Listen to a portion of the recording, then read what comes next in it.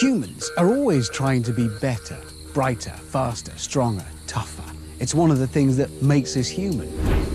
But nature has spent 3.5 billion years producing ingenious answers to life's questions. So a lot of the problems we're trying to solve have already been solved by evolution. Meaning the animal kingdom is teeming with bright ideas. Like how to survive a fall from space. Yes! It's gone! Avoid ever getting wet. I am staggered. Or withstand an impact of 1200 G. Oh, that feels pretty harsh. In this program, we'll reveal some amazing animal abilities. That's astonishing. And I'll discover how those same animals have inspired a series of human inventions at the very frontiers of science. Yeah, it's driving itself. It's brilliant. We'll have to go around the world and into some pretty unlikely situations. Oh, my God. Because you never quite know what surprises the animal kingdom has in store for you. It's the waiting that gets you. It's all part of the miracle of nature.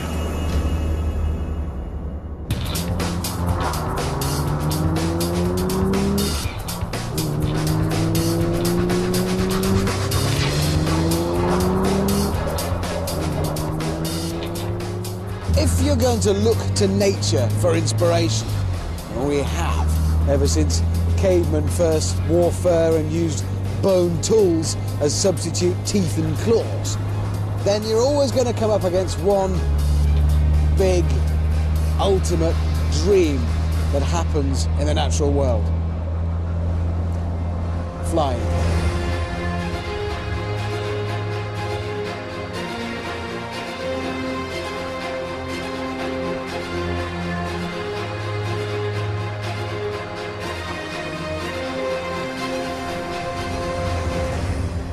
In 1485, Leonardo da Vinci designed a flying machine by studying birds. It's the obvious thing to do, to look to the skies for inspiration and to admire creatures like these grey-lag geese who do so gracefully what we can't.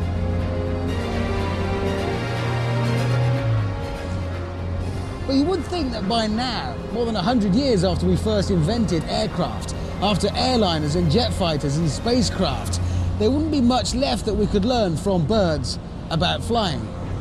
But you'd be wrong. And it's all about their bodies and the way they're built.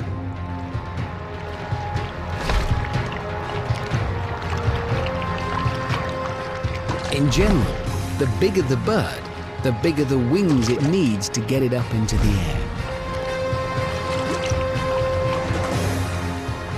It all makes perfect sense.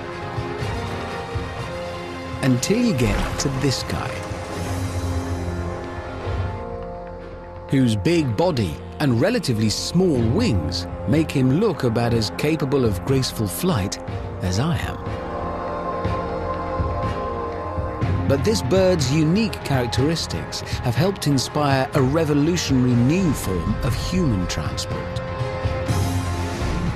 that might just transform the way we explore our planet.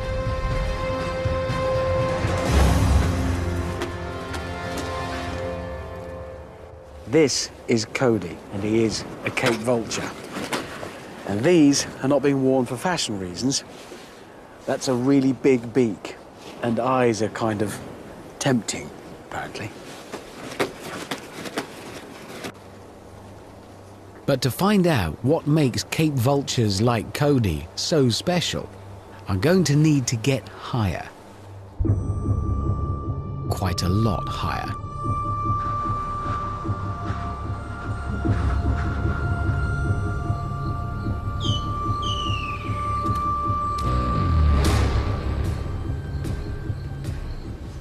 It's about 500 meters down there, and shortly I shall be jumping off the edge with nothing but the contents of that man's rucksack between me and certain doom.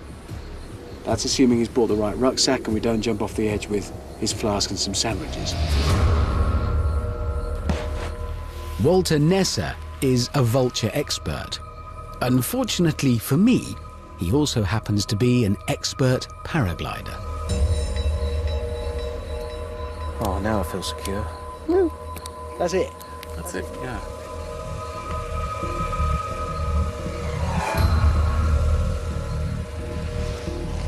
For the takeoff, what I want you to do is cross your arms over your chest onto these straps here. So you just, yeah, that's it. Is everything attached? Yeah, everything's attached. That's connecting you to this. That's connecting me to this. Is the first bit the worst and then suddenly it's all kind of sedate and beautiful? Yeah, the anticipation's really the scary part. Pretty bad, you know? isn't it? Yeah, it's pretty bad. Especially when it looks like this. I mean, this isn't your average paragliding site, is it? I don't want to wait too long, Walter. I really don't. Just don't. Well, I just want... All right, the wind's really good. You ready? No. Let's go.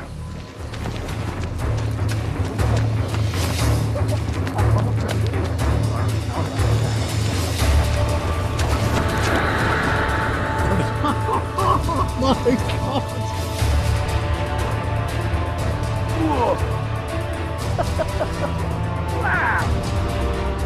All right, now you can sit back in the harness. I'm sitting back in the harness. Quite close to these rocky cliff sides. Look at the drop. Oh, I don't want to be a vulture.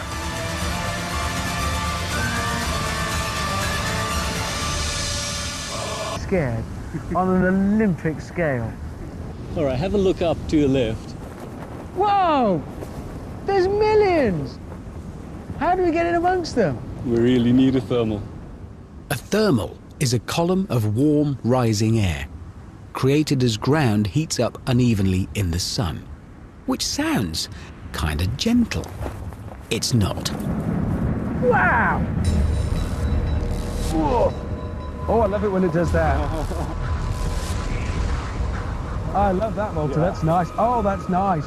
And it's those astonishing abilities that have inspired an entirely new form of human transport.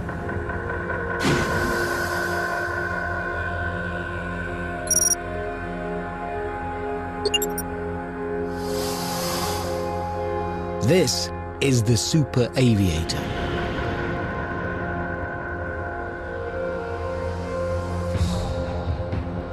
But it's not what you think. Despite the name and the aerodynamic appearance, this is a plane that will never leave the ground.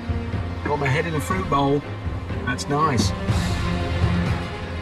Because it's not designed for the skies.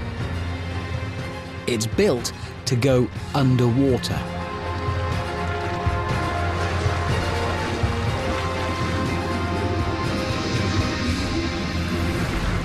The Aviator's owner, John Joe Lewis, has offered to take me for my first flight beneath the waves. Forward thrust. Commencing our dive.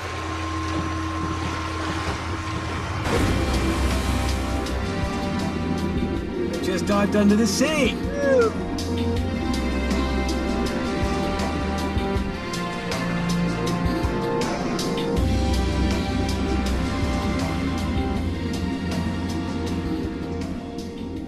So, Rabbit, I have to call you Rabbit, yeah? We've got handles and everything. Yeah, that's right. We try and pick a two-syllable word, and I've been Rabbit for quite a while. Okay, Rabbit. What am I? You're Hamster now. Nice. Well, actually, you've always been Hamster, haven't you? Yeah, okay, Hamster. That's familiar. All right, so we are now, let me get this right, flying, even though we're underwater. Exactly right. And literally, our wings are on upside down. It's as simple as that. That's right. Rather than keeping us up like an airplane, it keeps us down like a flying submarine. And down is where we're going, down to the bottom of the Pacific Ocean. You've put us in a descent, down into a valley. Which is a little bit nerve-wracking. I've just had a drip of water on my left arm, Rabbit. Should I be worried? No, that's just condensation. I knew that. Now I've got a special towel here, my Submariner's anti-condensation towel, because every time it drips on my left arm, I have an urge to scream. Luckily, I soon get sidetracked. Oh, look, there's a big ray off to our rear right. You're kidding. No, it's beautiful. Wow. But we're not here to chase wildlife. Because Rabbit is taking me down to a shipwreck on an artificial reef. A sort of sunken playground where he can really put the aviator through its paces. And there we go.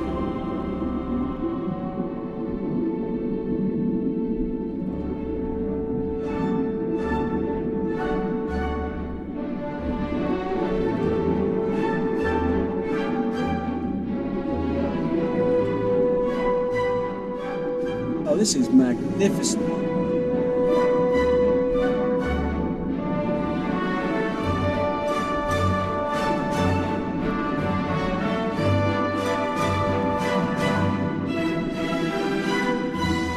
Impressive, but it's still not obvious what this submarine has to do with a vulture. So what we are is an upside-down vulture under the sea. And the reason we're like a vulture is we have quite a large body, in proportion to which quite small, stubby wings. Yeah, they're short so that it keeps us maneuverable and allows us to go into tight places, maneuver around wrecks, and not bump into anything. In the same way that a vulture needs to have short wings so it can be maneuverable and turn and stay inside those thermals, you couldn't do this with long wings on your flying submarine. That's right. That really is what allows us to have the maneuverability that we do and be able to exploit the wings to their fullest capability. We've swapped the lift of a thermal for the buoyancy of water. It's a mirror image of what happens in the air. Like the vulture, the aviator needs quite a lot of energy to get it away from the surface. But once it's down there, that vulture technology enables it to simply glide.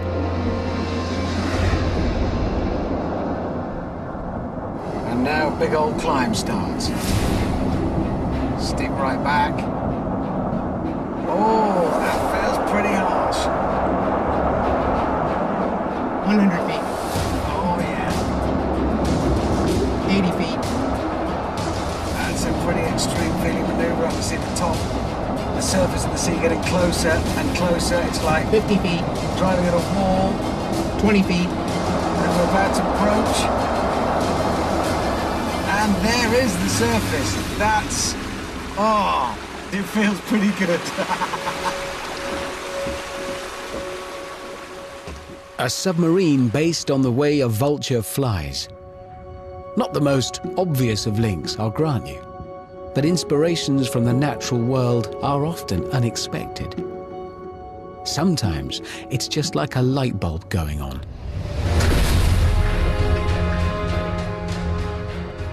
Because evolution has given us all of this for inspiration. 10,000 species of bird, close to 30,000 species of fish, 8,000 species of reptile, over 1 million species of insect, and at least 4,500 species of mammal. Bodies of all shapes and sizes. Some of these bodies are truly remarkable, not just for how they look, but for what they can do. Bodies that could help us humans accomplish things that previously were just plain impossible.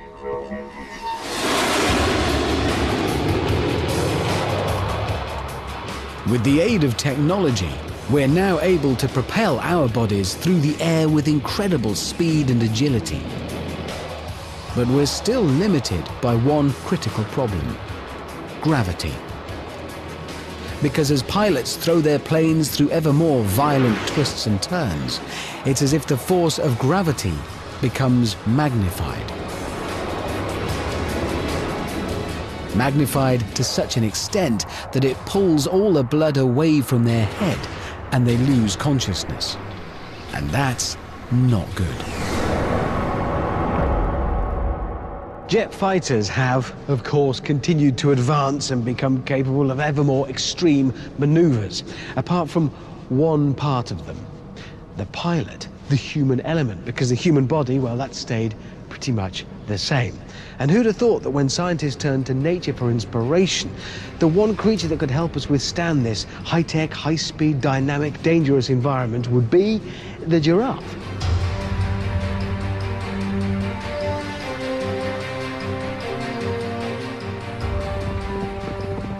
The giraffe has to be one of the most recognizable animals on Earth.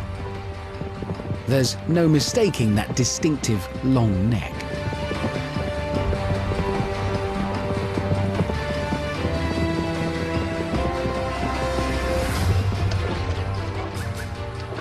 But giraffes hold a secret that might just be the key to the pilot's life or death problem. And it's a secret that's hidden in that long neck. Because, by rights, when the giraffe lowers its head down to take a drink, the consequences should be catastrophic. There is a critical issue here, pressure, as I shall now demonstrate with this giraffe. Don't worry, it's not a real one, it's actually a model, built to roughly the scale of a small giraffe. Important thing is, this represents the heart. There's actually a pump in there. That's going to pump this, representing the blood, along these arteries, all the way up to the giraffe's head there. In other words, the same way blood works in the human body. But the giraffe's head is so high that it takes far more pressure to get it up there. That was a human's blood pressure, straight past that. In fact, a giraffe has roughly twice our blood pressure. It's the highest blood pressure of any living thing. But that high blood pressure is only down by the heart, where the pump is working furiously. Up at the head, the pressure is much the same as ours. And that is how it stays. Until it decides to lower its head to have a drink. Then everything changes. This is the right place to do this because giraffes actually do come here to drink. So let's give it a go. As I turn the handle, all that blood starts going down towards the ground, just like with the jet pilots. And straight away, watching my meter, I can see the blood pressure is rising back up again quite quickly. And now it's rising more because now the head's getting lower than the heart. And suddenly everything's changed. It's not pumping it all the way up there anymore. Gravity is helping and it's flooding down to the head. That blood pressure is going way past what it should be, and now it's into the danger zone for our giraffe, and things are looking bad. Very bad.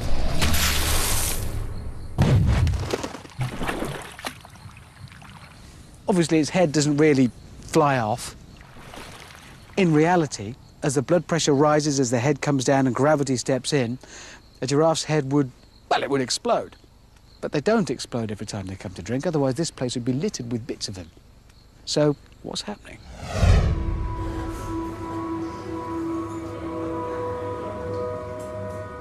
Well, there is only one way to find out. By attempting to measure the blood pressure not of a model giraffe, but of a real one.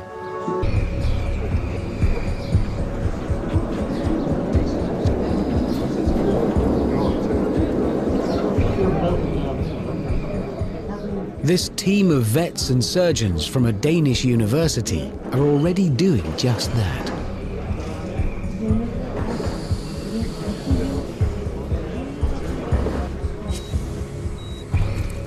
And they hope that what they find out might just help the millions of us who suffer from high blood pressure. First, they open up the neck. Inside is part of the giraffe's secret.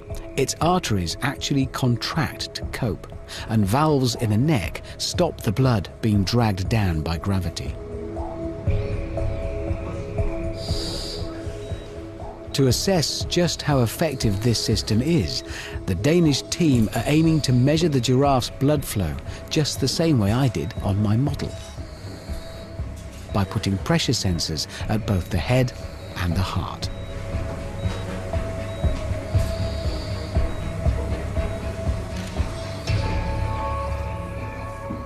Safely recovered from the operation, the giraffe is released. Undamaged, but now Wi-Fi enabled.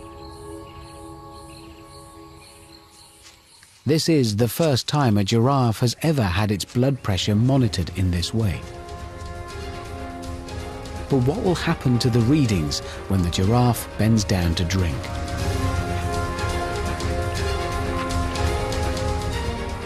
As soon as the head lowers, the giraffe's arteries constrict automatically.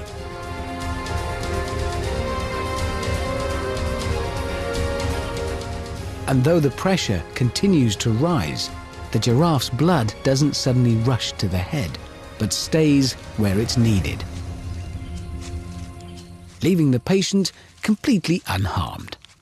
Which takes us back to jets.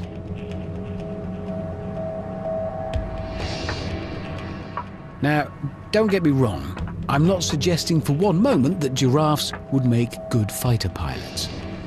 But they are, as we've seen, very good at controlling blood pressure and distribution of blood around the body. And that's very important in here.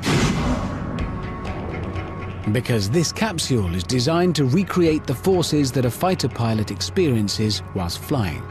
And those forces are immense. The faster they accelerate, brake or turn, the greater the effect of G-force on the body. At 2G, you feel you weigh twice as much as normal, and breathing is twice as hard. At 3G, the effects are tripled, and blood starts to struggle to get to your brain.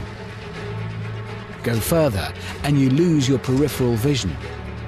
Then all sense of colour. Finally, around 4 or 5G, your vision disappears entirely, and you lose consciousness. Today, in here, using technology that mirrors very closely what happens in a giraffe's neck, we're hoping to see 9G. 5 seconds of that is enough to go through all of those stages to unconsciousness. And I'm not doing it. The German Air Force, who run this place, require 3 months of rigorous medical testing before they'll approve a pilot. And this man, Ralph, is the lucky winner. Ralph has been chosen as the guinea pig for a completely new form of flying suit. It's called the G-RAF. A series of valves and chambers stop the blood pooling by compressing the body, just like the constrictions in the giraffe's neck. And the result? Well, it looks pretty damn impressive. What? Oh, this? Yeah, you noticed. Andreas, I'll be honest. No offence, this is your invention, I know. I feel a bit silly right now. But this is the first incarnation of your G-RAF suit. What have I and a giraffe got in common right now?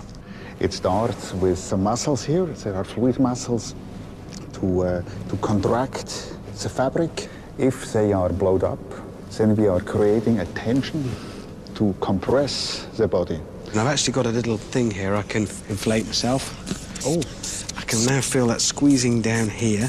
There are various pockets where air gathers. That then tensions the material, yeah? Absolutely, and it starts on the feet. And then we bring down, up the blood back to the right place, to your heart, and especially to your brain. So this would be squeezing me like a giant tube of toothpaste? That's true. It's like, I would say, the opposite milking as what we are doing in Switzerland. For the milk, it's more or less the same thing, but the opposite way. Luckily for our pilot, in the new version of the G-RAF suit, all those tubes and chambers are hidden discreetly away. They're now so small that a tiny amount of air should be enough to activate them and stop the blood draining from the pilot's head. But will giraffe technology be enough to stop Ralph losing consciousness?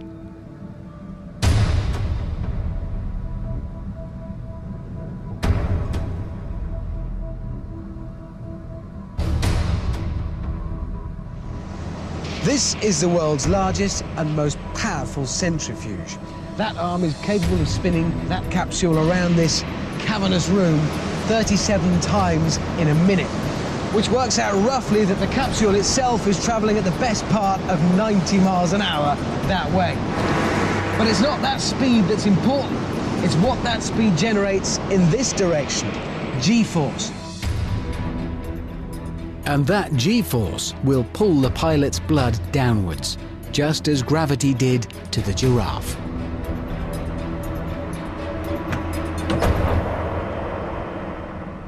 What I've been told is, Ralph, who's in the pod, is going to fly himself with the joystick, and he'll subject himself to 9G.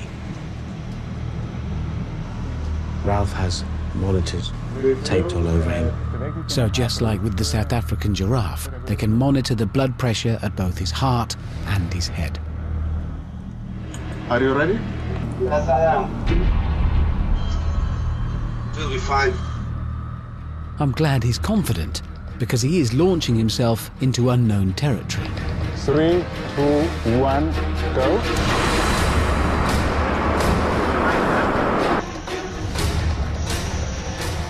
Right now, as he slowly increases and tightens the turn, the blood is going to have a harder and harder time getting up to Ralph's head.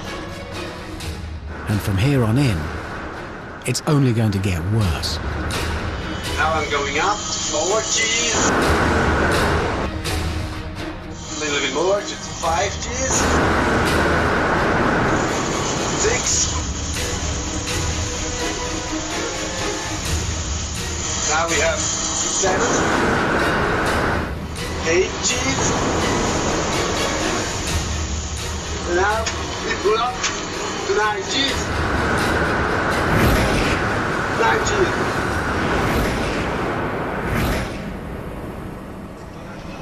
Just did none whilst chatting. But the test isn't over. With Ralph still at 9G, Andreas takes the controls and decides to push it just that little bit further.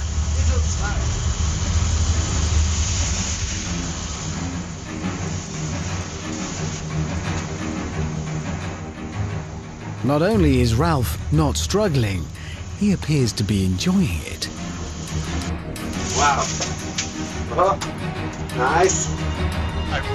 So much so that he has a little surprise for us. So now we will test if we can raise the ratio hard enough. His face might be ending up stretched over his knees, but he's managing to do a Rubik's Cube at 9G. I can't do those at 1G. Thank you. It's me.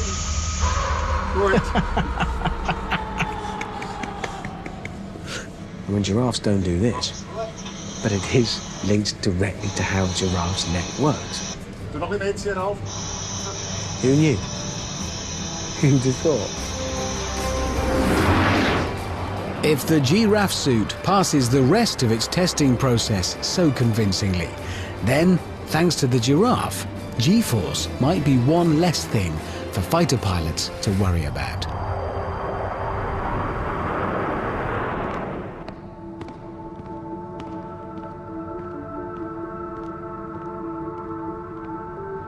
It goes without saying that for a species to survive, it needs to be able to protect itself. Turtles do it by retracting into a shell. Bighorn sheep do it by having specially reinforced skulls. Because when they fight, it's more like a car crash. Which is appropriate, because the only time a human being is likely to encounter that sort of impact is if they're unlucky enough to be in a crash. For anyone who rides a bike or races a car, their best hope of protection is a helmet. I should know. I owe my life to that one, right there.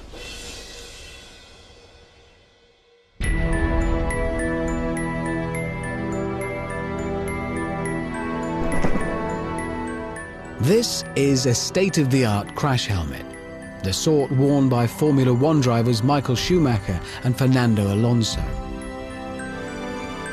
Like all helmets, it's made of 2 layers, a flexible lightweight shell and a soft inner foam. To ensure it meets safety regulations, each helmet is subjected to a drop test. And not just any old drop. A drop from the top of the highest helmet drop tower in Britain. 50 feet, straight down onto a solid steel pipe.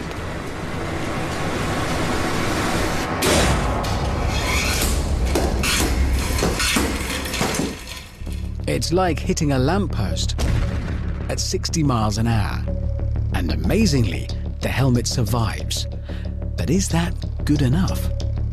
Somewhere in the natural world, there might just be a better solution.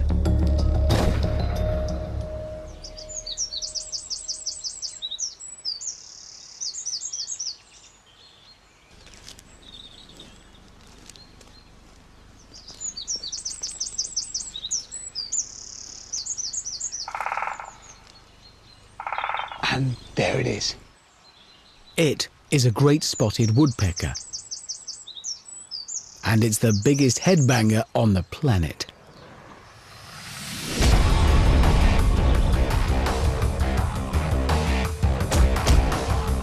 It drills a hole up to 4 inches deep through solid wood to get at the larvae of wood-boring beetles, which puts its head and its brain through an astonishing pounding.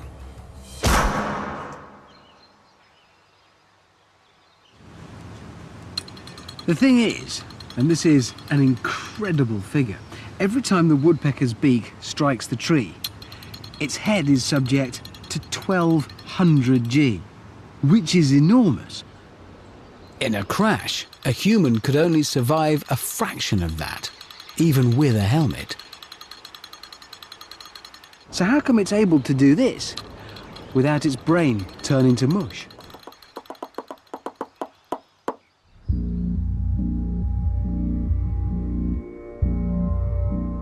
Unlike the crash helmet that has 2 layers to protect against shock, the woodpecker has 4. The first is this hard but flexible beak that absorbs some of the initial impact. The second is a springy layer that it starts at the base of the tongue and extends right around the skull. Then the skull itself provides a second rigid layer, and then finally this filling of spongy bone between the skull and the brain. These 4 elements combined allow the woodpecker to withstand impacts that would more than likely leave us dead. So how can we adapt the woodpecker's astonishing ability?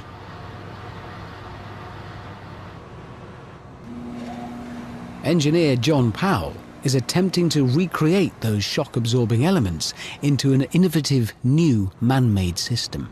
John, I'll be honest, it looks nothing like a woodpecker. Well, it doesn't look like a woodpecker, but we've replicated the entire woodpecker brain support system in our little cylinder here. Okay, so essentially then, we've got this outer carbon fibre layer, that's the beak, that'll flex when it's impacted, hopefully not transferring loads through this isolating layer of base cotton ball. matting, yes, yeah. exactly. And that hopefully is keeping anything away from being transferred into this inner layer. This is our woodpecker skull. This is fiberglass, so again, another fibrous material like bone, but it's more rigid. So any impacts that come into the side aren't transferred to the center. It's like the woodpecker brain case, where they have the outer shell that doesn't allow anything to transfer to the inside. So if anything reaches that, this doesn't flex, this is a bit more rigid. Right, that's the barrier. And what's after that? We use the beads replicating that inner bone that the woodpecker has. The sort of spongy bones. Yes. So where do these come from? These actually come from airport pillows. You know those pillows, the U-shaped ones you put around your neck? Yeah. That's what's in them. So now, all we need to do is organise some sort of drop test.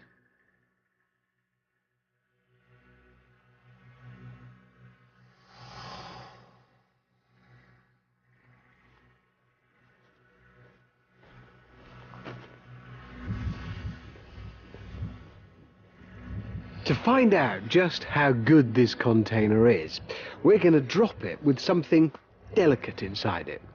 Something like this. No, not this. This. A bulb. Now that is delicate. We've got glass, thin glass, and the filament inside. I can't get these things home from the store without breaking them. I wouldn't expect this to survive a fall from a kitchen work surface.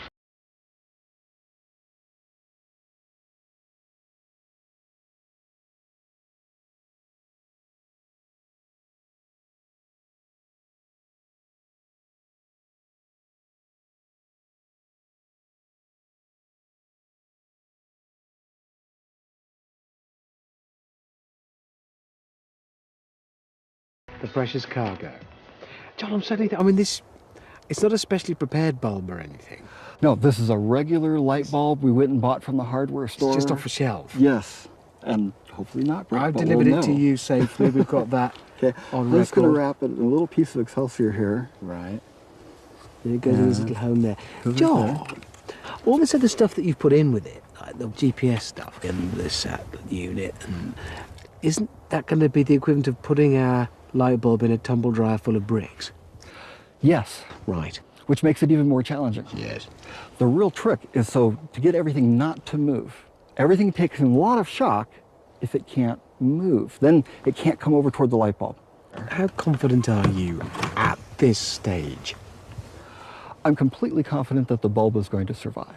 Okay. The extra added bit, the glory that we're shooting for, is will the filament in the bulb? I believe it will. The filament is the most delicate part. It's just a small, thin wire. They can break in your shopping bag. And often do. Oh, yeah. Hopeful. That's But a good word for this mission. Ambitious and hopeful. John isn't just in charge of our canister. He runs this whole space mission, and he wants to see if woodpecker technology can help him protect the vital components he attaches to his command modules. But we can't blame him for this whole crazy light bulb thing. That was our idea. Okay, so here's how it's going to work. Still can't quite believe I'm saying this. Our canister containing the light bulb will be suspended underneath the module. That in turn will be suspended underneath that weather balloon, which is filled with helium, which is lighter than air, so that'll take the whole lot up and up and up, right beyond the edge of the Earth's atmosphere and, well, into space. I know it sounds silly when you say it, but that's where it's going. When it's there, down here on the ground in mission control, which is that, well, it's that van over there, they will press a button that will release our module and it will fall all the way back down to Earth with our light bulb.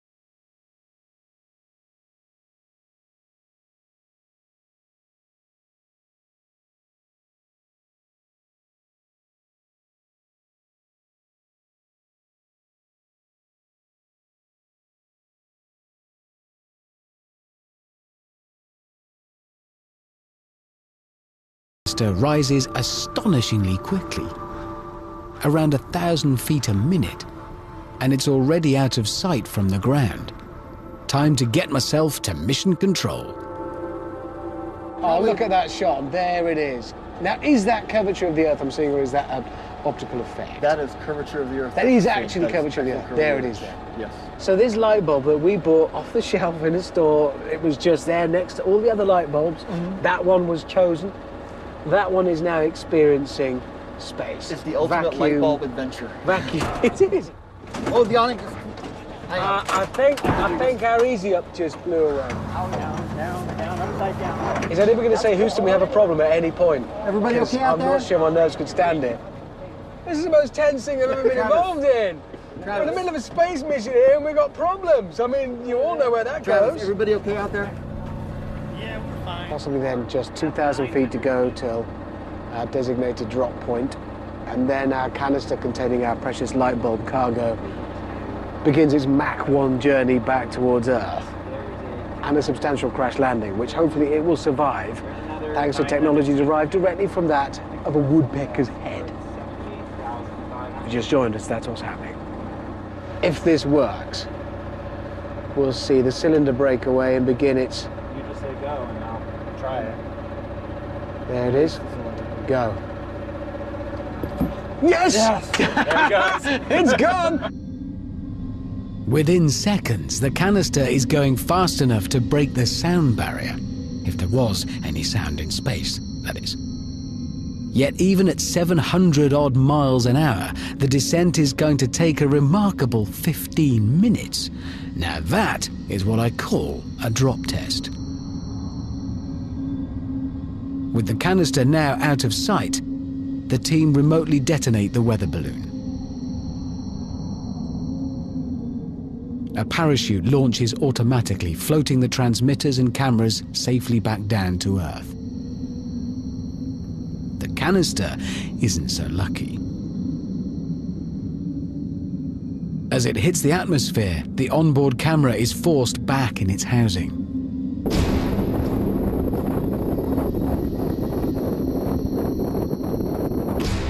No woodpecker has ever traveled at 700 miles an hour. No woodpecker has ever plummeted 85,000 feet. But right now, we're relying on the way a woodpecker protects its brain to keep that light bulb intact.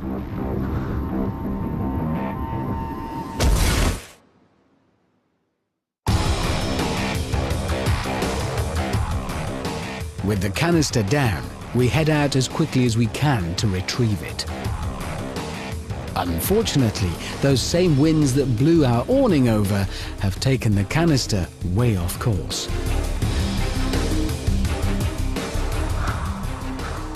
And when we finally get there, we find the radio signals seem to make no sense.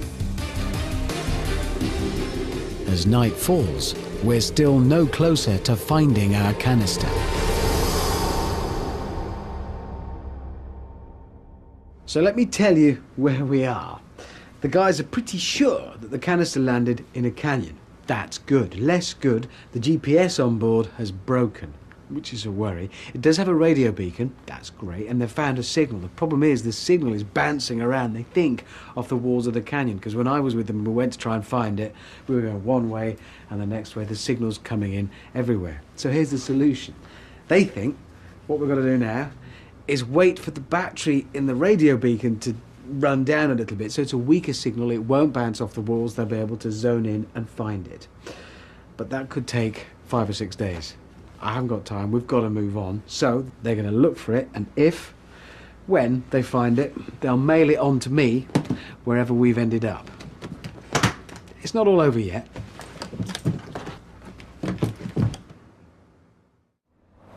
Now, you might be thinking, it's all very well you talking about submarines and jet fighters and space, but what has any of that got to do with me?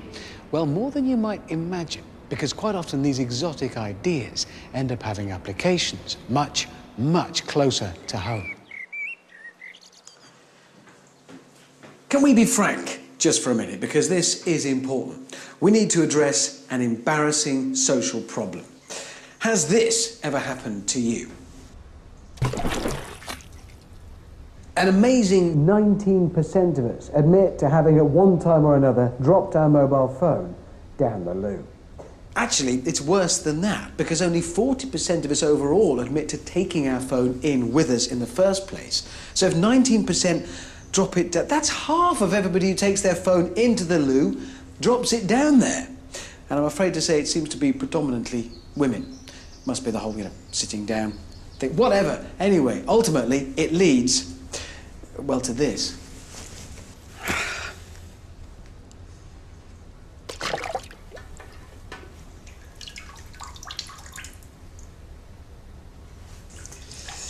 Yeah, telecommunications and toilets. Not something with which you'd imagine the genius of nature could really help, but it can. And the answer can be found deep in the heart of the South American rainforest.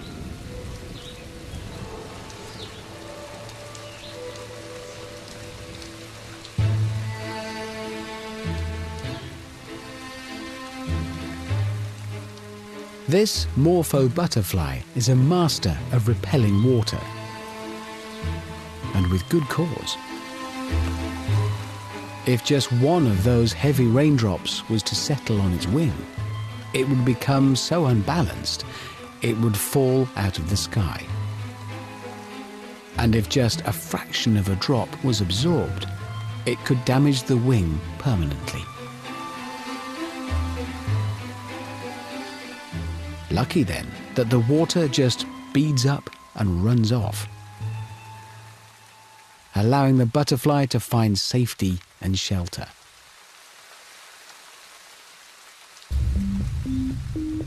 Despite the shiny appearance of the wing, this is not some sort of rubberized coating.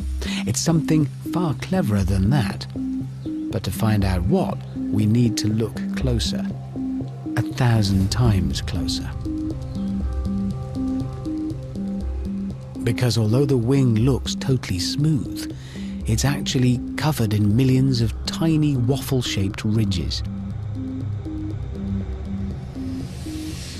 This model represents that distinctive pattern, and this balloon represents a water droplet.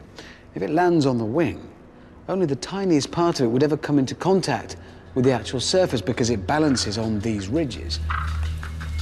In fact, less than 1% of any raindrop ever even touches the butterfly's wing. They call this property hydrophobia, literally water hating. And it's a property so impressive and so potentially useful that it's no surprise we've tried to copy it.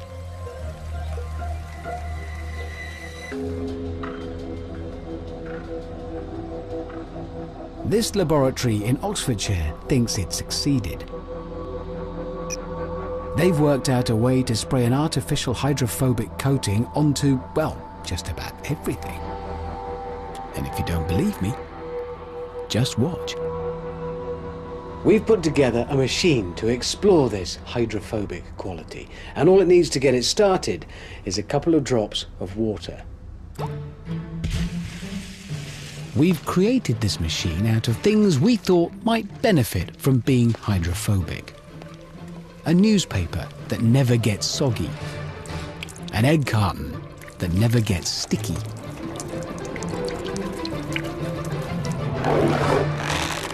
A teapot that never dribbles. Kitchen utensils, spatulas, spoons, and mixing bowls that never get dirty. Gloves that stay dry, whether you're gardening or snowballing. And summer blockbusters that you can read by the pool.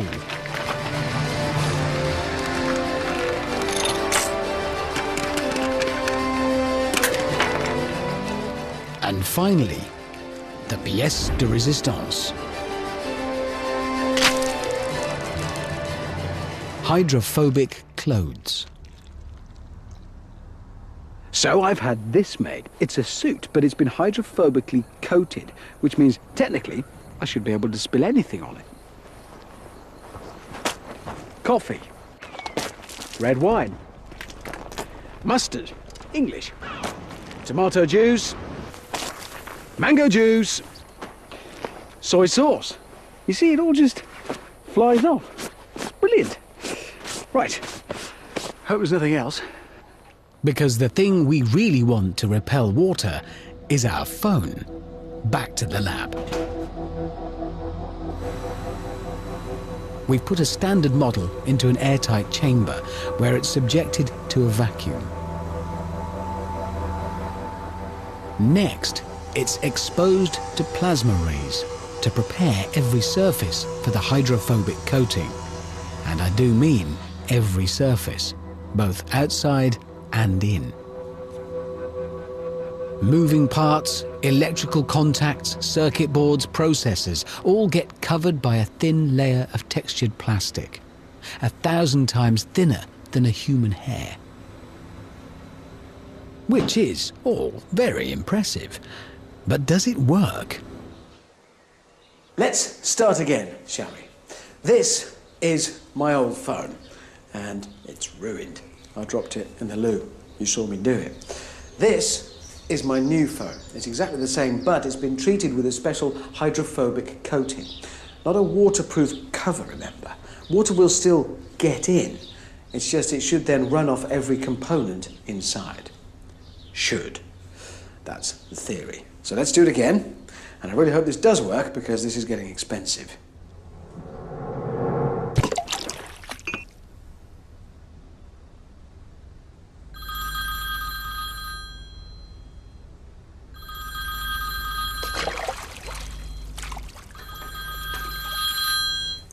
Hello? Yeah, can you get me some antibacterial wipes? Yeah. No, a lot. Just imagine if any electrical device could be waterproof. No more water-damaged phones. No more flood-damaged televisions. And no more coffee-damaged keyboards. And all thanks to the South American rainforest and one small butterfly.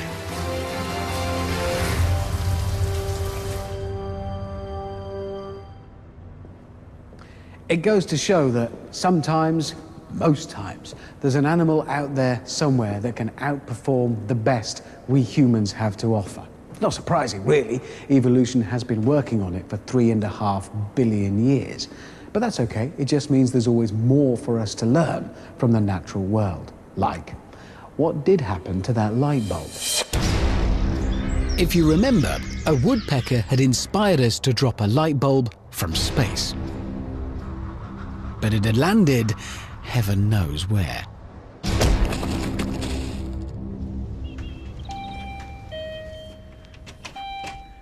Hello. Hey, how's it going? Very well. Do you have a parcel for Hammond? Yes. Well, eventually I get the call saying they've found the canister and delivered it to a courier's office near where I'm filming. Driver's license, does that do? I rush straight down there. Stickers say fragile. Handle with care. It's a bit late. Right, let's get this open. It's like the weirdest Christmas ever. Okay, we're in the box. There it is.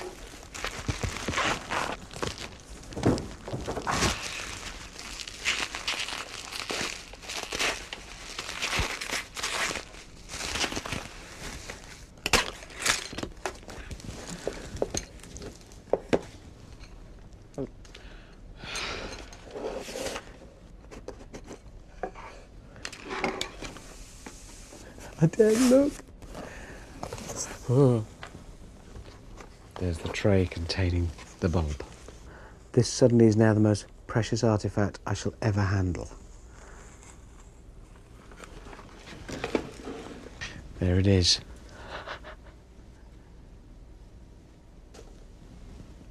Intact. From space. No parachute, no magic. There is one further test I could do, because I did spot over here. And this does work. Yeah, it does work. Oh. Do you know, it might just be intact. That's not the bulb, that's not been to space. This is our space bulb. If this works, I will be staggered, because when the director suggested using a light bulb, I said no. Oh.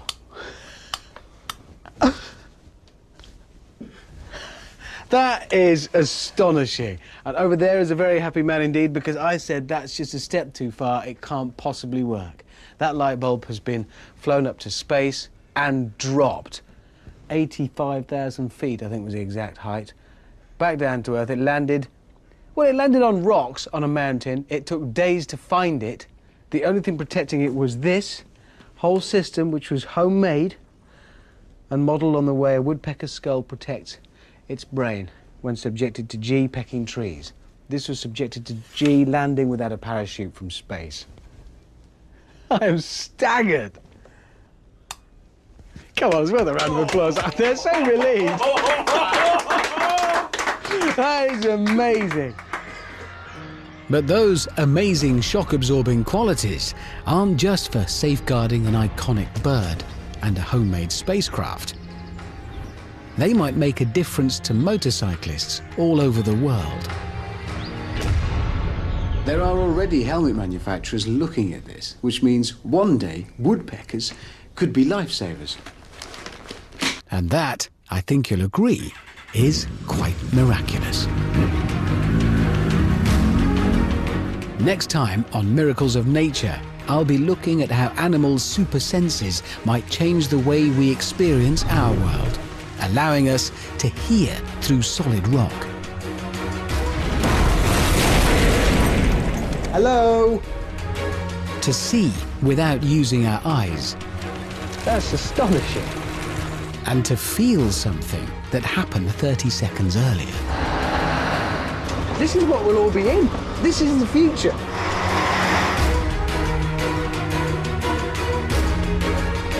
And Miracles of Nature continues next Monday at 9 on BBC One. Meanwhile, on BBC 4 in a moment, Helena Bonham Carter stars in a dramatisation of the life story of celebrated foodie Nigel Slater.